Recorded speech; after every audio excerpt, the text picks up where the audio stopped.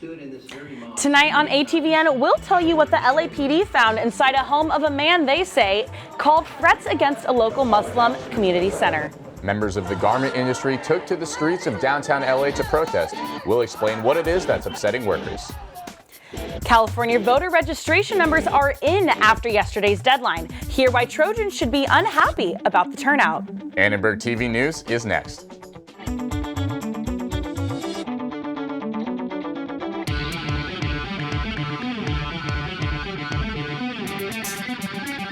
Live from USC, you're watching Annenberg TV News.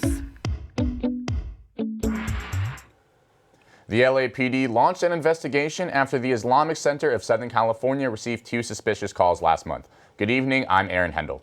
And I'm Brittany Hope. Police now say a man is charged with making criminal threats. The LA Police Department says Mark Fagan called in terrorist threats to the Islamic Center of Southern California, leaving a hateful voicemail and threatening to kill employees at the center.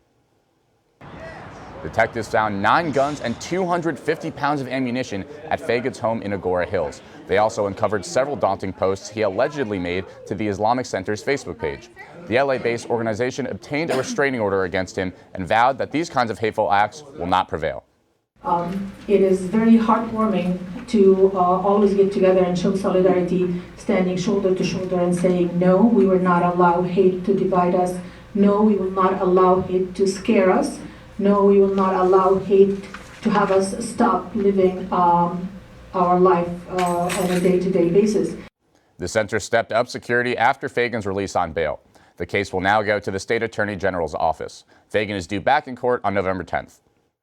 40 garment workers protested in front of a Ross store in downtown Los Angeles this morning. Annenberg Media's Nay Wen-Tian shows us what these workers are demanding. Garment workers rallied outside of a Ross store on Broadway near 7th Street, demanding higher wages and better working conditions. A fashion professor at Cal State LA was at the protest to support the workers. I don't think that people in the garment industry are being paid a living wage. For over a century now, garment workers have been taken advantage of. In 1911, textile garment workers earned 1 cent per piece, and now they earn 4. So how do you live on that? Many companies in the garment industry use subcontractors. Today's protest organizers says workers have to work more than 60 hours to make between $350 and $400 per week.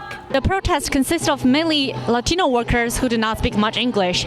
Around 10:30, most of the protesters began to move on to their final destination, the City Hall. We're going to deliver some letters to Eric Garcetti and Jose Luisa. Once we arrive, workers are going to do a theater of the oppressed to represent the type of conditions they have to endure at the factories, in hopes that Eric Garcetti or Jose Luisa can pay attention and really take action into their own hands and make a positive change for the garment workers in Los Angeles. In response, Ross said it takes labor issues very seriously and requires its suppliers to uphold ethical standards. It also works very closely with the Department of Labor to make sure its vendors understand and comply with all the applicable federal, state, local, and international laws related to products it purchases and sells. For Annenberg Media, this is Nay Wen-Tian. A hearing was held today in the wrongful death lawsuit against USC and a fraternity for the death of a UC Berkeley student. Eloy Vasquez was killed last year when he walked onto the Santa Monica freeway after leaving a USC frat party. Vasquez was under 21 when he drank alcohol at the Tau Kappa Epsilon party over a year and a half ago. At today's hearing, Judge Robert Hest raised this issue with lawyers, whether Vasquez, the fraternity, or some frat brothers should be held accountable for his death. Heth said a state assembly bill currently under consideration could potentially affect the liability of defendants who are 21 or older at the time of the incident. The LA County Registrar's Office today released the results of a voter registration competition between USC and UCLA. The Bruins absolutely dominated USC with more than 10,000 newly registered voters, while the Trojans only managed 411 signups. Each campus had a goal of registering 17,000 new voters. Annenberg Media talked to organizers at both schools to find out how the Bruins managed to conquer the Trojans. There have been people on campus for the last couple of months, just like adults unaffiliated with USC, who have been registering people to vote by paper, not using the website that we've been using to register people to vote that gets us like points against UCLA. And so because we've been allowing them on campus, like they've taken probably a good percentage of the people that we could have registered to vote using the website. When I hopped onto this project, UCLA had already been going for probably a month or so, registering people to vote, maybe even longer. So it was definitely like a game of catch up.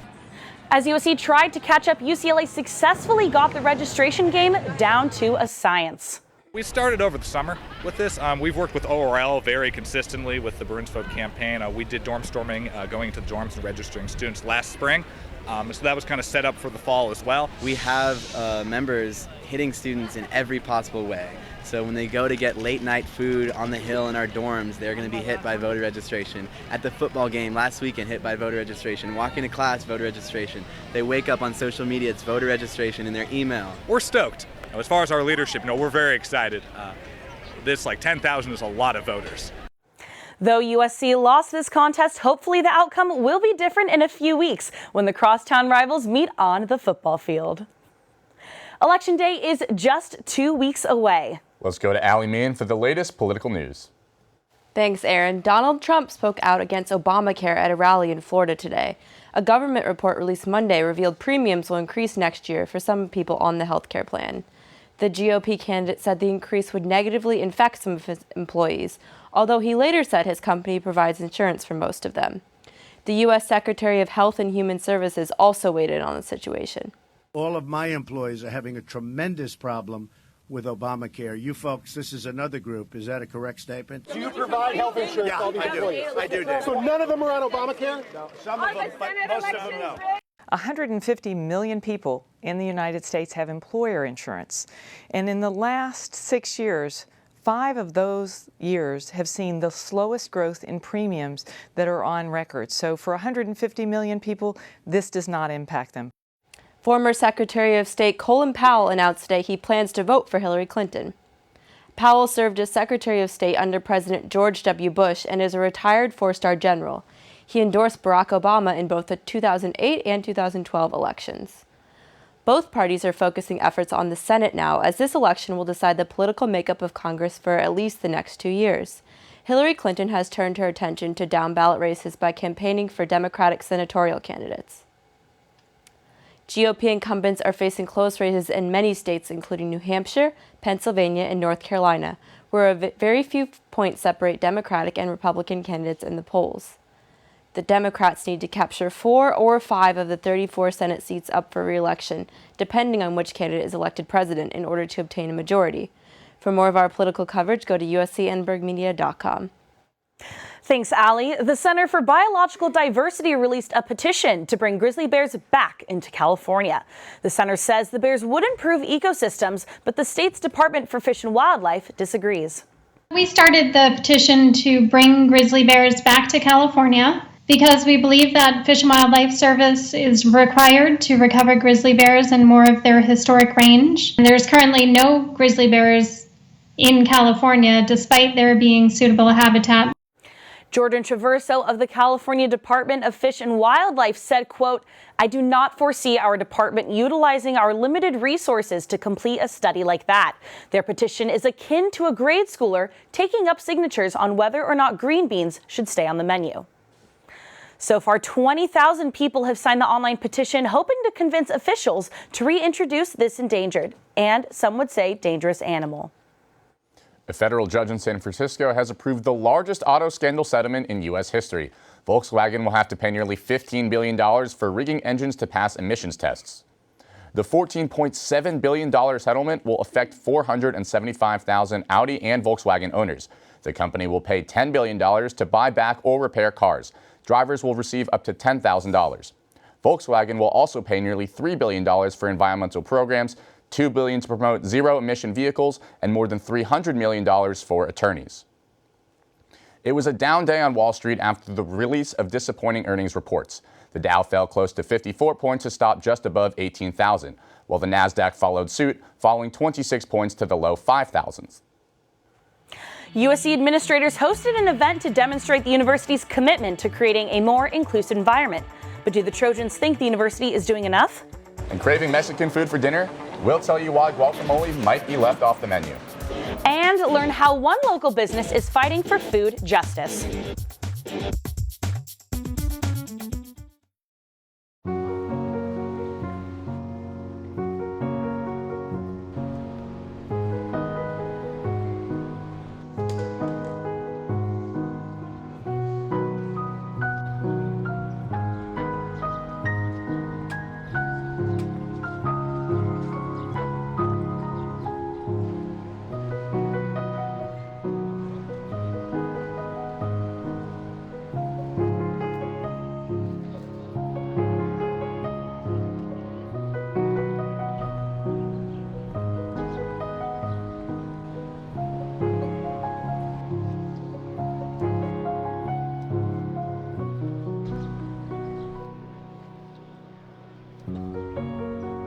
We'd do anything for kids.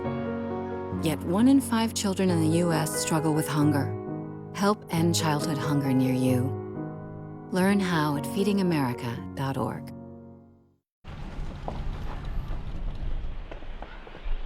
Got a quarter?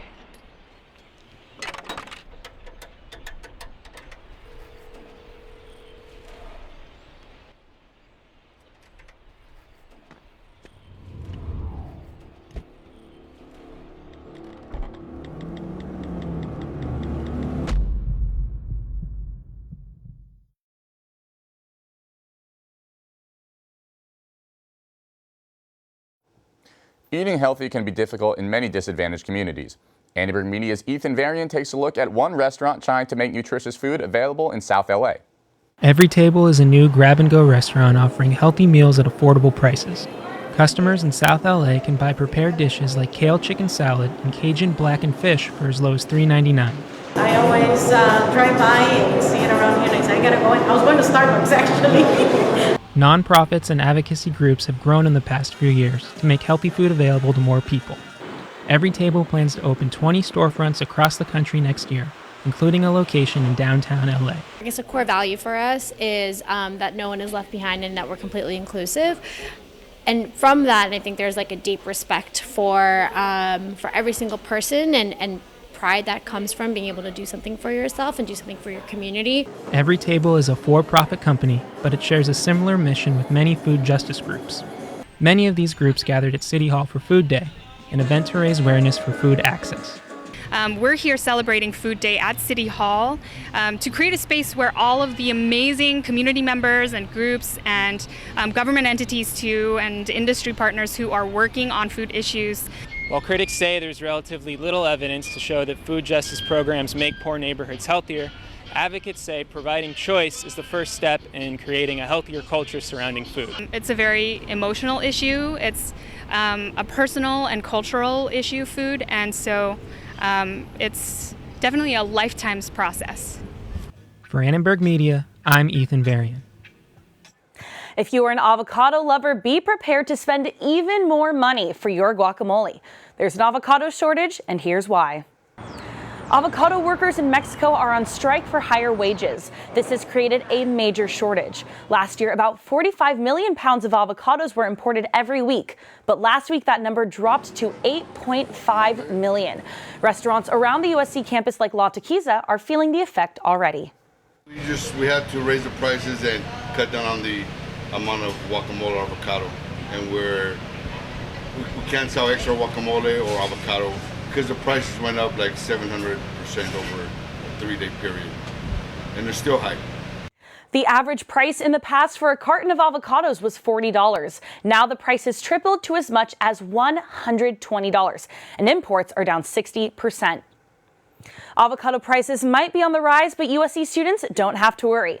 The popular Mexican food chain, Chipotle, doesn't plan to raise its guacamole prices. You know, Aaron, it may be a dark day for the guacamole and the avocado, but not for our weather, although it did rain yesterday. It was certainly gloomy in the skies yesterday, Brittany, but today is a little clearer. Rachel, what's the latest with the forecast? Yes, you might be experiencing some weather whiplash with these sudden changes from rainy and cool to dry and sunny. But later this week, you can finally wear a sweater without regretting it, and you'll be able to enjoy the nice fall weather. Currently, right now, it is 67 degrees, but tonight it's going to cool down into the 50s, so bring out your blankets and hot chocolate. Moving along to tomorrow in the Inland Empire area, it's going to be 69 degrees in Big Bear and 89 in Palm Springs.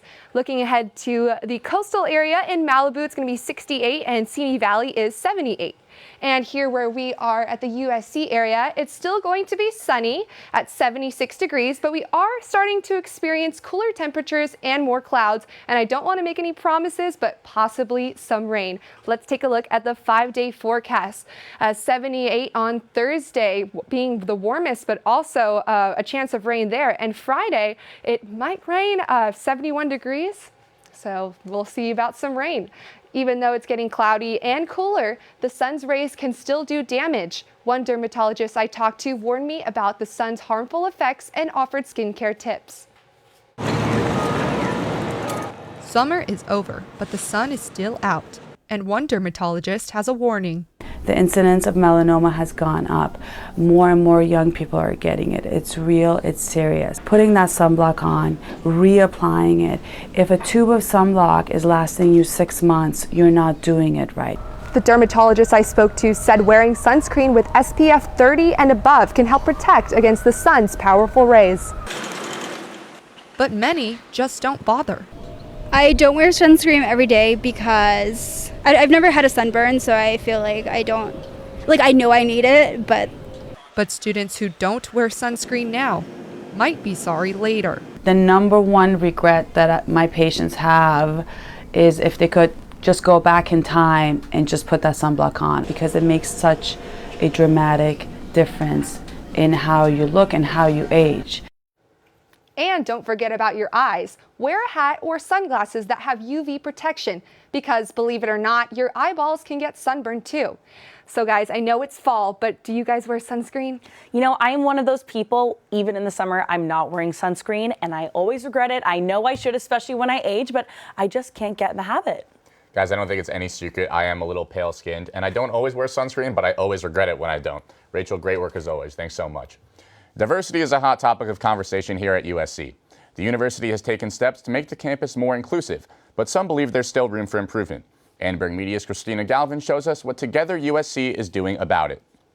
Many students and faculty came together today in front of Tommy Trojan to share this hope with the campus.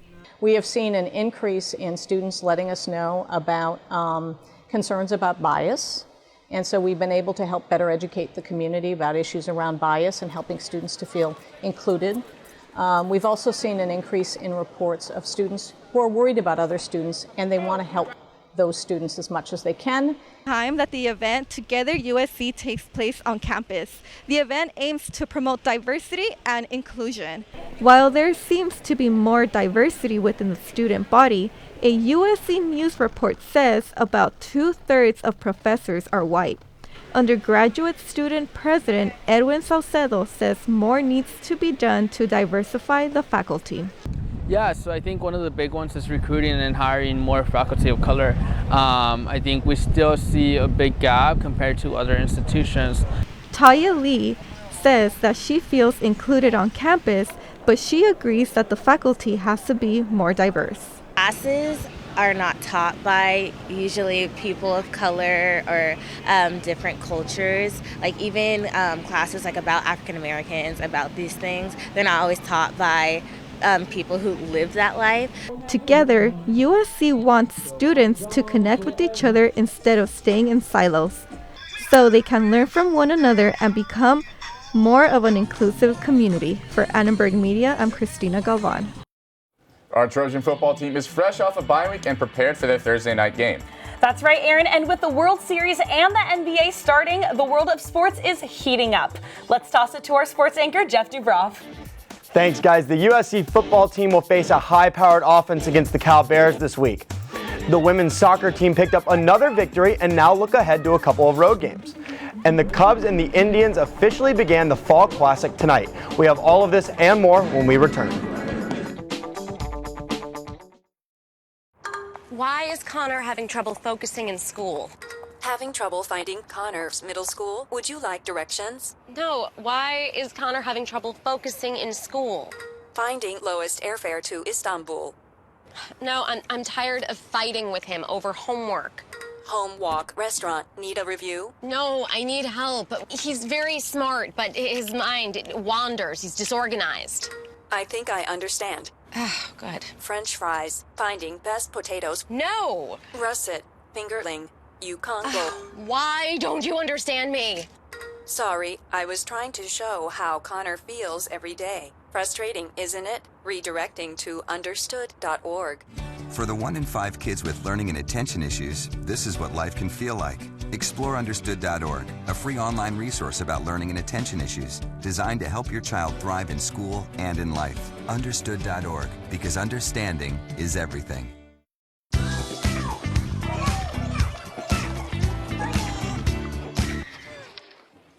Looks like it's done.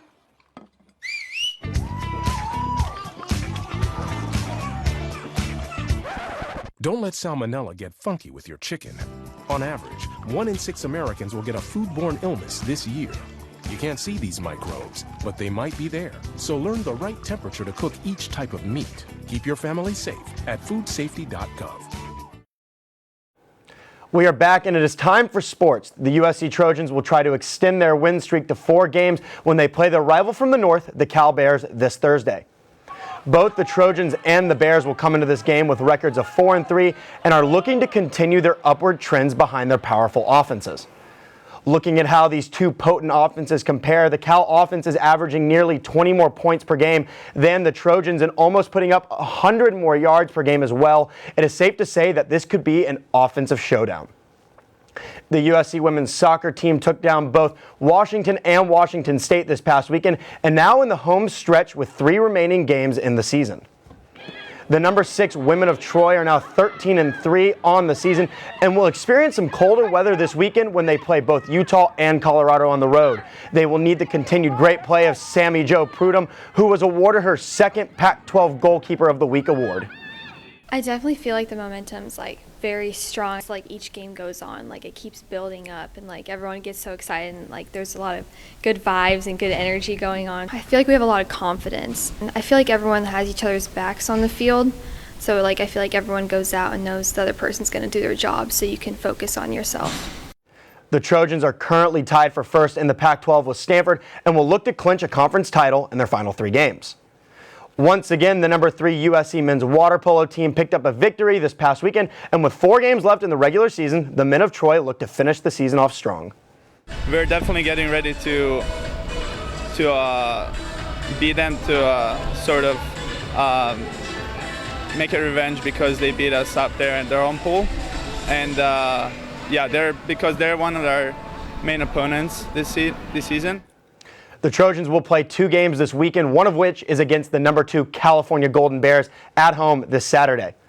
Big news coming from the NFL today as the New York Giants cut their kicker Josh Brown a week after evidence was released where Brown admitted to physically abusing his wife. 176, that is the combined number of seasons between the Chicago Cubs and the Cleveland Indians since those 2 franchises have won a World Series. And wouldn't you know it, those 2 teams began the 112th World Series tonight. Game 1 of the World Series has already begun from Progressive Field in Cleveland, and the Indians have taken an early 2-0 lead in the bottom of the 3rd. Corey Kluber has 8 strikeouts in 3 innings for the Indians. That is a World Series record. The NBA season has finally arrived, and from storylines such as Kevin Durant joining the Golden State Warriors to the Lakers beginning their post-Kobe Bryant era, we ran around campus today to ask students to give us their boldest NBA predictions. When it all comes down to it, I think the King is going to come back and win it again, and the Cavs are going to repeat. I don't think that the Cavs are going to win the East. I think it's going to be the Bulls behind Rondo and their new team. Cleveland Cavaliers all the way because Kyrie Irving is just as good as Steph Curry, and we have LeBron James.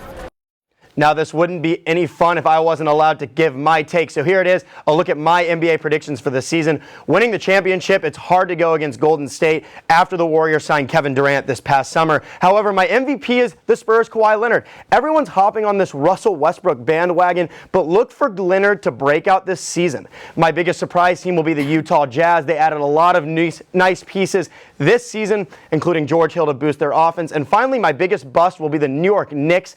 Just too many personalities on one team.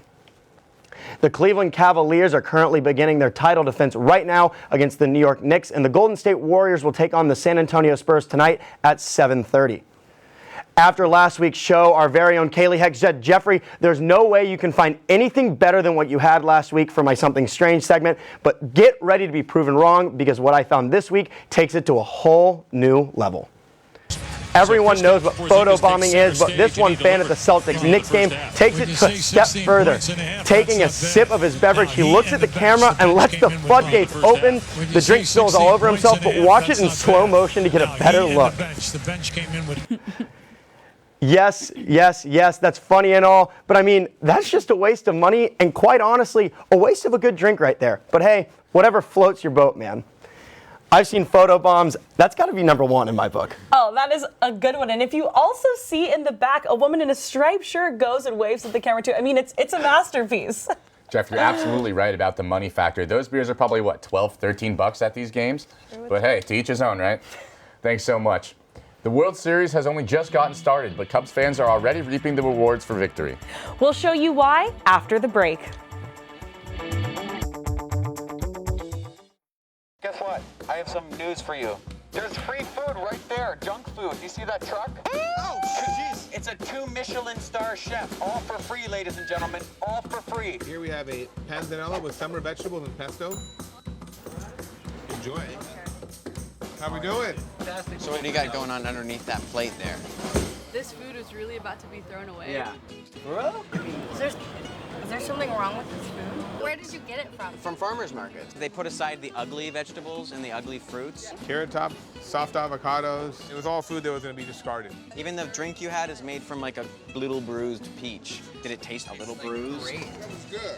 The average person throws away 24 pounds of food a month. That's a lot. Isn't that a lot? Go visit SaveTheFood.com for more information. Thank you. Junk food time!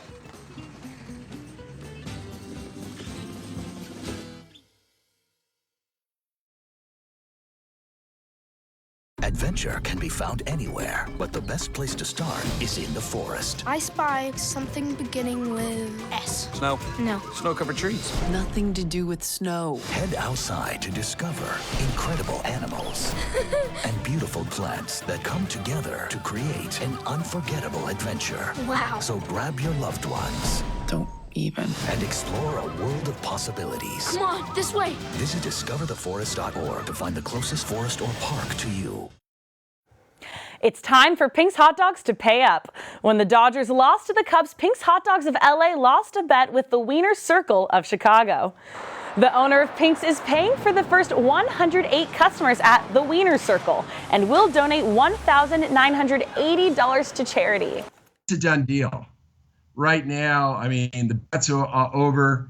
You know, we accept the loss. We wish the Cubs well. Our family wishes them well. You know, we're good sports. We understand it. If there's any team that, you know, I'm rooting for right now as much as I like Cleveland, and they haven't won it since, I think, 48, but the bottom line is I'm rooting for the Cubs. The Cubs may have won this face-off for Pinks, but we'll see if they can clinch it all in the World Series. Thanks for watching. Tonight on Annenberg Media, my name is Brittany Hope. And I'm Aaron Hendel. Thanks so much for watching. You can watch us on the web at uscannenbergmedia.com, or you can watch us eat these beautiful hot dogs. Good night.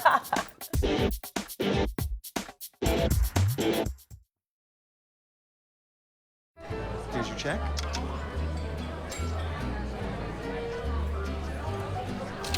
Oh, you got it. You know, since I got rid of my car, I really enjoy walking. Okay. Got it. No. Getting pulled over for buzz driving could cost you around $10,000 in fines, legal fees, and increased insurance rates. Oh, you're home early. You live with your mom? That'll set your game back a few years.